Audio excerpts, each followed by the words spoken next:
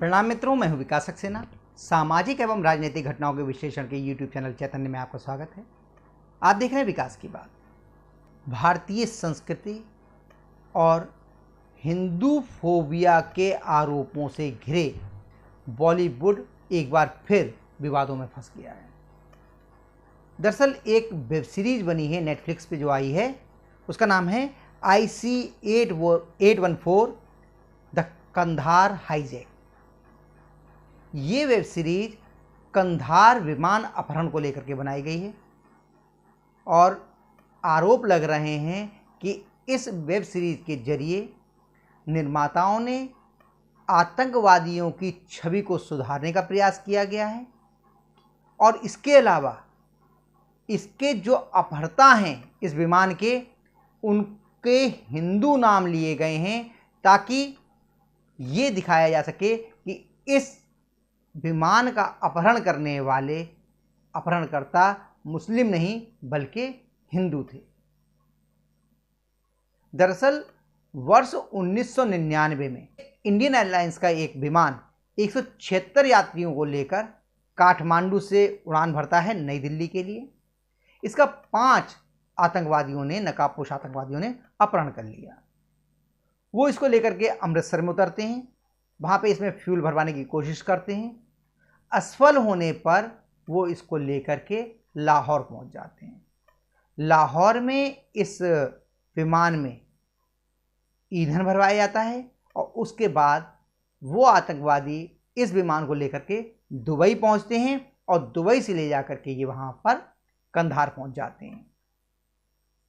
24 दिसंबर 1999 को जब इसका विमान का अपहरण हुआ, उसके बाद 25 दिसंबर को ये विमान कंधार पहुंच गया। लगातार भारत सरकार से फिरौती के रूप में 35 आतंकवादी और 20 करोड़ डॉलर की मांग की जाती रही। ये 35 आतंकवादी विभिन्न आतंकवादी घटनाओं को लेकर के भारतीय जेलों में बंद थे। सौदेबाजी होती रही। 31 दिसंबर 1999 तक ये विमान आतंकवादियों के कब्जे में रहा और भारत सरकार बहुत कोशिश करती रही। अंत में उसे 3 आतंकवादियों को छोड़ने को मजबूर होना पड़ा। इसमें कुख्यात आतंकवादी मौलाना मसूद अजहर, मुश्ताक अहमद जरगर और अहमद उमर सईद शेख, ये तीनों शामिल थे। मौलाना मसूद अजहर ने तो बाद में जैसे मोहम्मद नाम का संगठन बना लिया और आज भी वो तरह तरह से भारत में आतंकवादी हमले कराने का प्रयास करता रहता है। इस आतंकवादी घटना को लेकर के भारतीय खुफिया एजेंसी लगातार सक्रिय थी और सन 2000 में गृह मंत्रालय द्वारा जो एक बयान जारी किया गया, उसमें ये बताया गया कि मुंबई से ISI के 4 जो ऑपरेटिव्स हैं उनको गिरफ्तार किया गया है। उनमें मोहम्मद रेहान, मोहम्मद इकबाल, अब्दुल लतीफ़ और यासुफ नेपाली, ये चारों शामिल थे।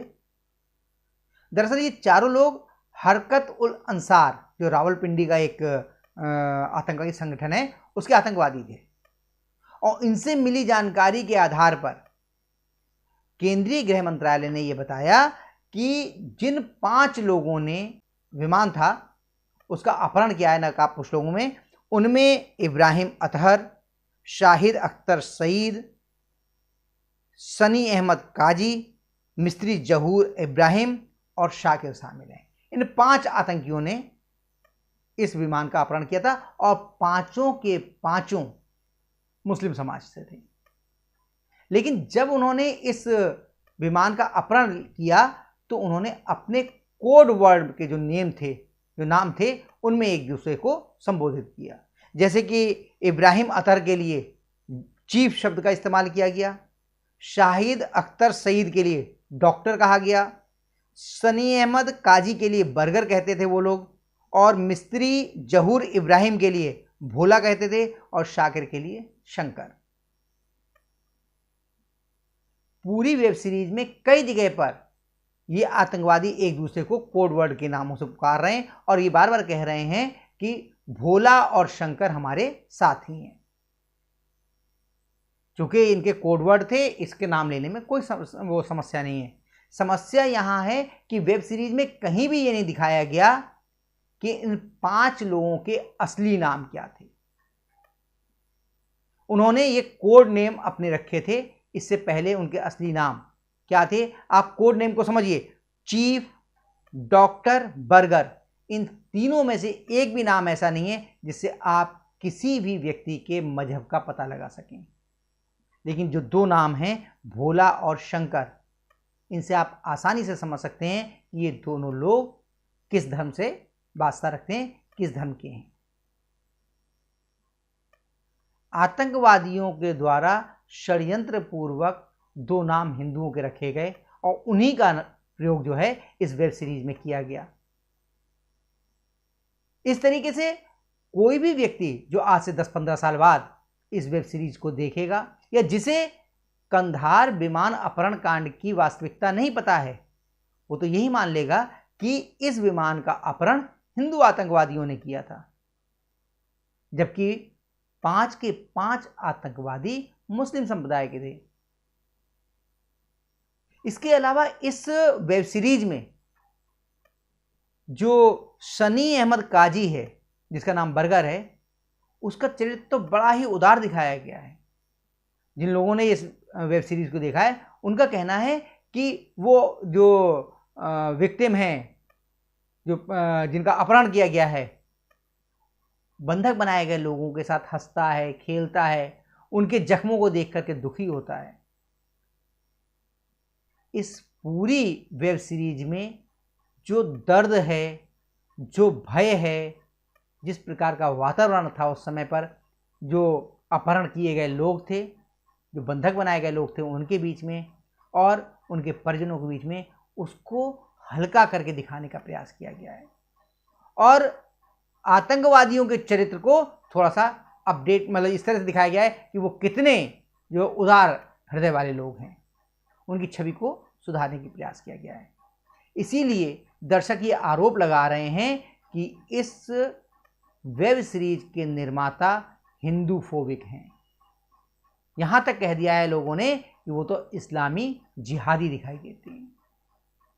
और इसके बाद एक बड़े वर्ग ने इस वेब सीरीज का और नेटफ्लिक्स का बहिष्कार करने का भी ऐलान कर दिया है। इससे घबराहट भी हुई है और निर्देशक, निर्माता जो हैं वो आकर इस पे सफाई दे रहे हैं कि हमारा ऐसा कोई उद्देश्य नहीं था, हमने काफ़ी रिसर्च के बाद इस वेब सीरीज़ को तैयार किया है और उनके जो कोड नेम हैं उन्हीं को हमने इसमें प्रयोग किया है।